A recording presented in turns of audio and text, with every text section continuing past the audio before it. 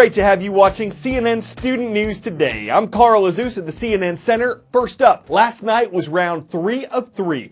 Democratic presidential nominee Hillary Clinton and Republican presidential nominee Donald Trump met face-to-face for their final debate. The venue, the University of Nevada, Las Vegas. The format, the candidates standing at podiums answering questions from a moderator. The topics, immigration, the national debt, the economy, the Supreme Court, international challenges. But just like the other debates, there was room left for other subjects. Going into the event, one of the most recent presidential polls conducted by Quinnipiac University on October 17th and 18th showed Clinton had the support of 47% of likely voters, Trump had the support of 40%, Libertarian Party candidate Gary Johnson had 7%, and Green Party candidate Jill Stein had 1%. I feel strongly that the Supreme Court needs to stand on the side of the American people, not on the side of the powerful, corporations, and the wealthy. For me, that means that we need a Supreme Court that will stand up on behalf of women's rights, on behalf of the rights of the LGBT community. The justices that I am going to appoint, and I've named 20 of them, the justices that I'm going to appoint will be pro-life. They will have a conservative bent. They will be protecting the Second Amendment. They are great scholars in all cases, and they're people of tremendous respect. They will interpret the Constitution the way the founders wanted it interpreted. When the middle class thrives, America thrives. And so my plan is based on growing the economy, giving middle class families many more opportunities. I want us to have the biggest jobs program since World War II, jobs in infrastructure and advanced manufacturing. I think we can compete with high-wage countries, and I believe we should. New jobs in clean energy, not only to fight climate change, which is a serious problem, but to create new opportunities and new businesses. I want us to do more to help small business. That's where 2/3 of the new jobs are going to come from. I want us to raise the national minimum wage because people who live in poverty should not, who work full-time should not still be in poverty. And I sure do want to make sure women get equal pay for the work we do. During President Obama's regime, we've doubled our national debt. We're up to $20 trillion. So my plan, we're going to renegotiate trade deals. We're going to have a lot of free trade. We're going to have free trade, more free trade than we have right now. But we have horrible deals. Our jobs are being taken out by the deal that her husband signed, NAFTA, one of the worst deals ever. Our jobs are being sucked out of our economy. I am going to renegotiate NAFTA. And if I can't make a great deal, then we're going to terminate NAFTA and we're going to create new deals. We are going to cut taxes massively. We're going to cut business taxes massively. They're going to start hiring people. We're going to bring the $2.5 trillion that's offshore back into the country.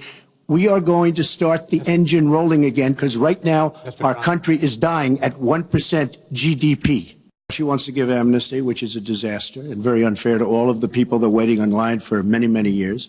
We need strong borders.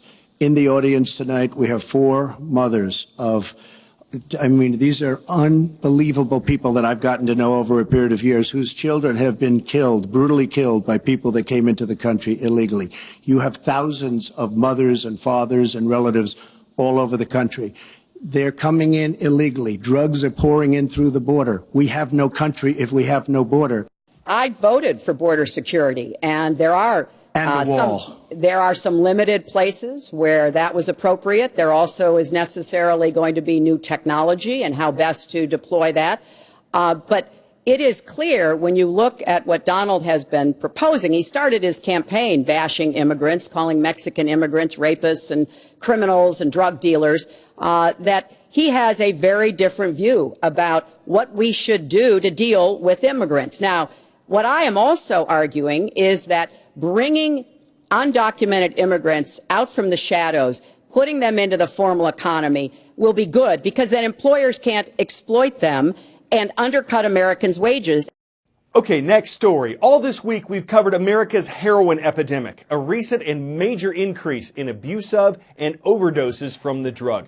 Part of the problem is with something called fentanyl, a synthetic and very powerful painkiller, sometimes prescribed for people in severe pain, sometimes trafficked and taken illegally.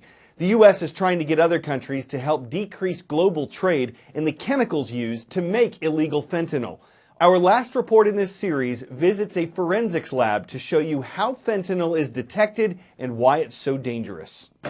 On the streets of New Hampshire, police are at war, targeting drug dealers and foreign cartels supplying heroin. When contraband is seized, it's tested at the state forensic lab as evidence to prosecute suspects. We are the only forensic lab here in New Hampshire that analyzes evidence for drug content. We're kind of at the forefront of this heroin fentanyl epidemic. I've been working at the lab for over 10 years. I've been working in this section for 8.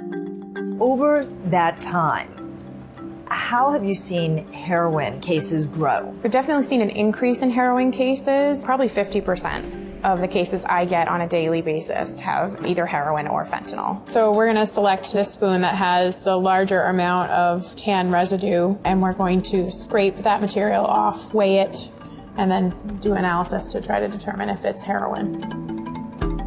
We typically see what we call corner bags or tied baggies. It's like the corner. The twists. Yeah, and then the other half sort of what we see are what we call fingers.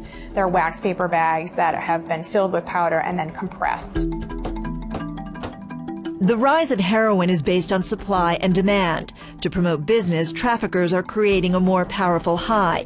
They're mixing heroin with an illegal and much more lethal version of the painkiller fentanyl. Fentanyl is a synthetic opioid. It's 50 to 100 times more potent than heroin.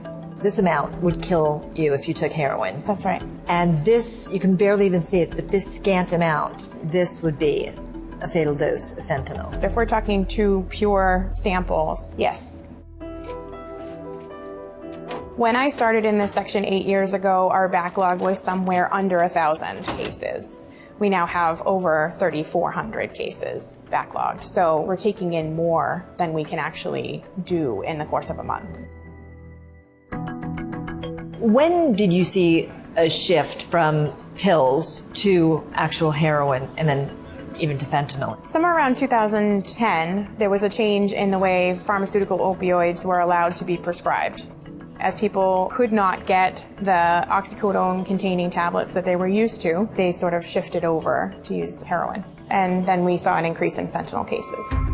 Fentanyl is easy, quick, and less expensive to manufacture. A basic chemist could do it. With fentanyl, even if you touch it, if it gets in your skin, it can be fatal? Yes. Are you ever worried? I'm always worried. I'm always cautious. If you're a user, could you easily take fentanyl thinking it was heroin? Absolutely. The powders are so similar in consistency and color that with the naked eye, you can't tell them apart. This pattern that I'm seeing is very weakly positive for a fentanyl class compound. Do you know people who've been directly affected by heroin? I do. I think everyone does. I used to think that it would just be the urban areas, as urban as you can get in New Hampshire, but it's not. It's everywhere.